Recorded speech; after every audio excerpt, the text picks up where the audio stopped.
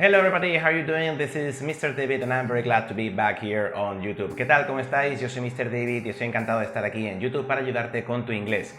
Y hoy estamos ya en la lección número 4, ¿vale? La lección número 4 y nos vamos a centrar en cómo mejorar ese present simple que acabamos de aprender en la lección anterior. Como tú ya bien sabes, el present simple en la tercera persona de singular con he, she o it o el sujeto sea una sola persona, un solo animal o una sola cosa, lo que sea, pero que sea solo uno, ¿vale? Es tercera persona de singular y tenemos que añadir una S. Pero esa explicación está un poco incompleta y la quiero completar hoy aquí contigo. Y es que algunos verbos añaden ES, ¿de acuerdo? Y muchas veces hay variaciones en la pronunciación. Eso es lo que vamos a abarcar en la lección de hoy y además vamos a tener tiempo para hablar de las frequency adverbs, los adverbios de frecuencia, para ya añadir ese toquecito más nativo o ese toquecito más natural para que tú puedas hacer frases u oraciones más elaboradas, ¿de acuerdo? Bueno, pues vamos a empezar con el tema de la S, ¿vale? Normalmente los verbos añaden S y no tienen ningún problema, ¿vale? Entonces, por escrito, pues simplemente añades una S y ya está.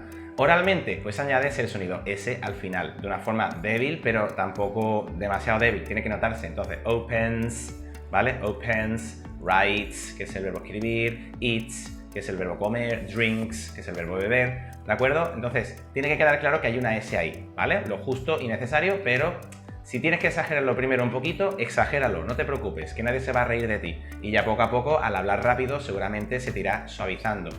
Pero hay otras situaciones en las cuales nos podemos liar un poco. ¿Qué pasa si el verbo termina en Y? Pues cuando el verbo termina en Y tenemos que fijarnos en la letra que tenga justo delante, ¿vale? Por ejemplo, en el verbo play yo pongo plays y añado S y punto.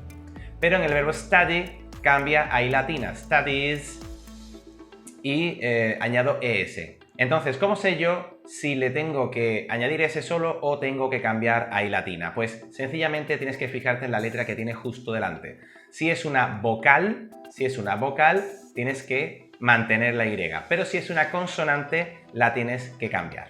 También hay otras terminaciones que no admiten solo la S, sino que tienes que añadir ES. Y estas te las tienes que aprender de memoria, pero es muy sencillo y seguro que se te queda muy pronto. Que es doble S, SH, CH, X y la letra O, ¿de acuerdo? Son esas 5 terminaciones que tienen que añadir ES por fuerza, ¿de acuerdo? Entonces, la doble S, por ejemplo, kiss, ¿vale? Que es del verbo besar, kisses. Fíjate que no digo kiss y añado otra S, sino que tengo que ayudar a la S porque termina en un sonido que dificulta la pronunciación de la S.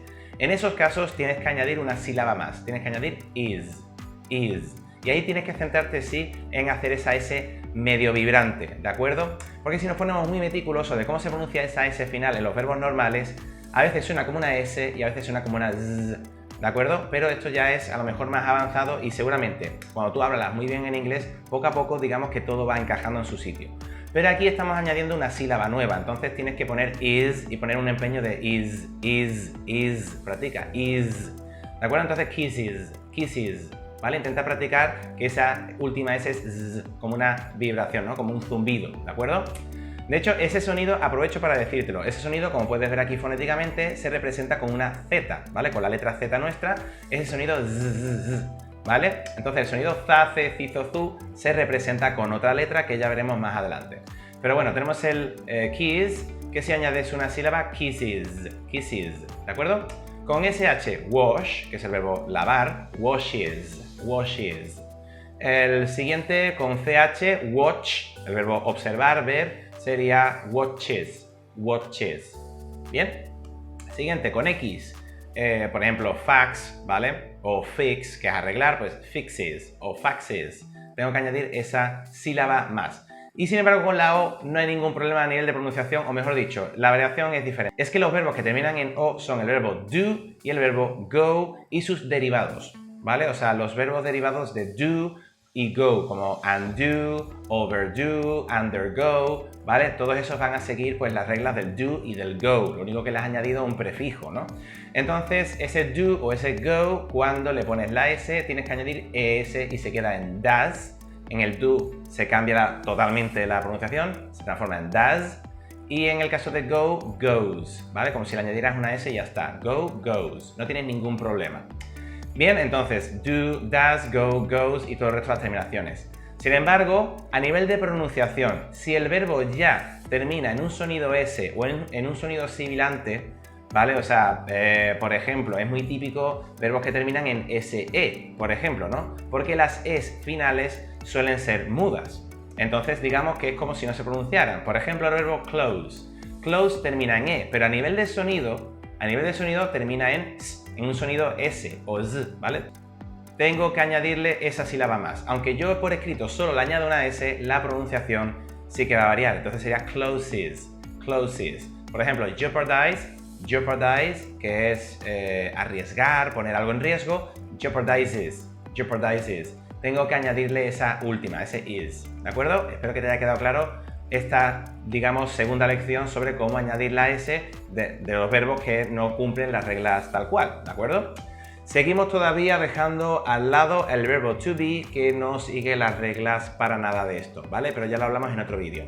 ¿Cómo podemos añadir los frequency adverbs, ¿vale? ¿Cuáles son los frequency adverbs? Pues los adverbios de frecuencia, ¿vale? Los adverbios de frecuencia te indican, pues, sobre todo en las rutinas, pues, cómo de a menudo haces algo, ¿vale? De hecho, la pregunta típica para tú preguntar sobre la frecuencia de algo es how often. How often do you go to the gym? ¿Con qué frecuencia vas al gimnasio? How often do you go to school? ¿Con qué frecuencia vas a la escuela? How often do you work? ¿Con qué frecuencia trabajas? ¿De acuerdo? Entonces, how often, ¿con qué frecuencia?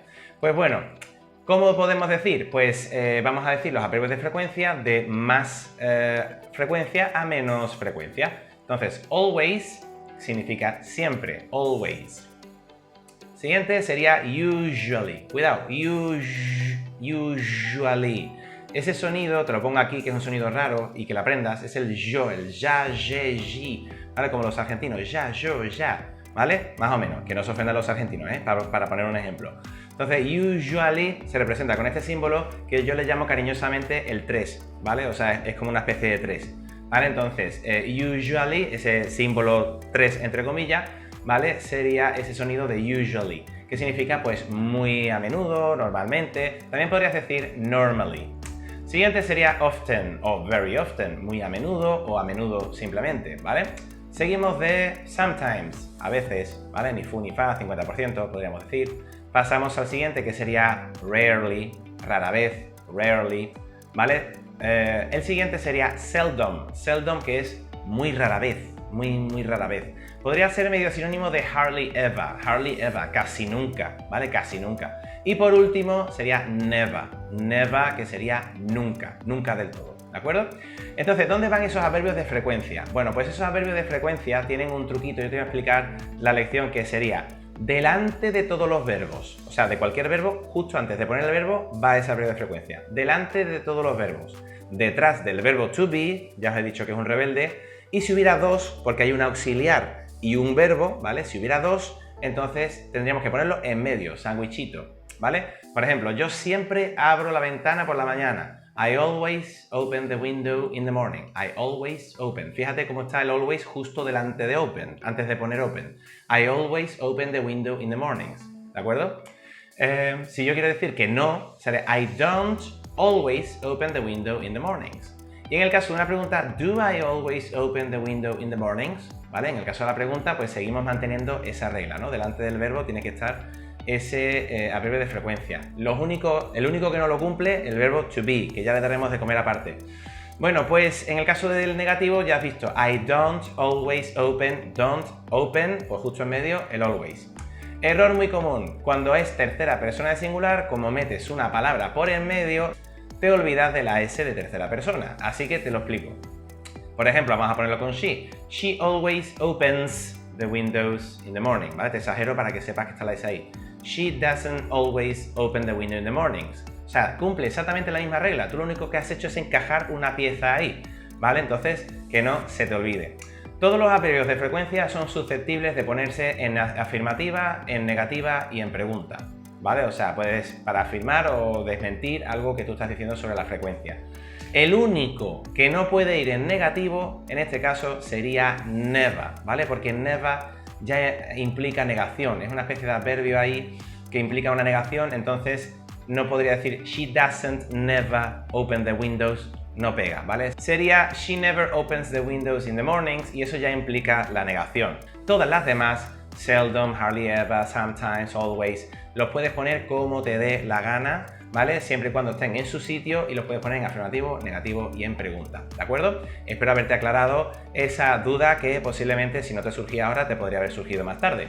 Así que solo me queda pedirte que te suscribas, le des a like y campanita si no lo has hecho ya, agradecerte por seguirme en mis vídeos y que, bueno, en mi grupo de Telegram te puedo resolver las dudas que tú quieras 24 horas, 7 días a la semana y los directos de YouTube pues puedes interactuar conmigo. ¿Qué más puedes pedir, verdad? Nos vemos en el próximo vídeo. ¡Hasta pronto!